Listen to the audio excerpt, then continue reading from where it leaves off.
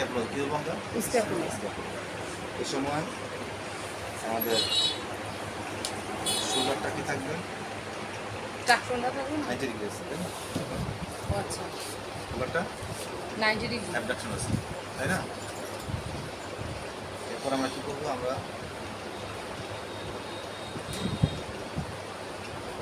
এবারে আমরা এই ইন্ডেক্স ফিঙ্গারটা আমরা আমার ইন্ডেক্স ফিঙ্গার দিয়ে আমরা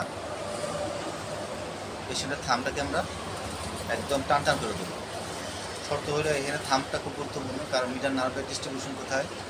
1 2 3 আর এটা রিং ফিঙ্গারের অর্ধেক। তাহলে আমরা এটা খুব ভালো করে আমরা কী করবো? আমরা ইন্ডেক্স ফিঙ্গারটা খুব সুন্দর করে আমরা একদম অ্যাবডাক্ট করে হাতটারে থামটারে সুন্দর করে আমরা এটারে অ্যাবডাক্ট করে ধরে রাখি।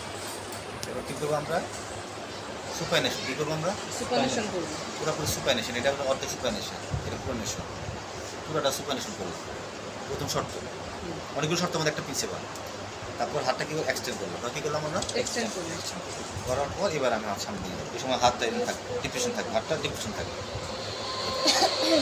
এই সময় যদি রুগী কেমন টান লাগতেছে, সহনীয়, এবার মাথাটা ওদিক ঘুরা, এরকম না, সোজা করে লেটারালি না, লেটারাল লাগতেছে, এই আরও না, সোজা করে,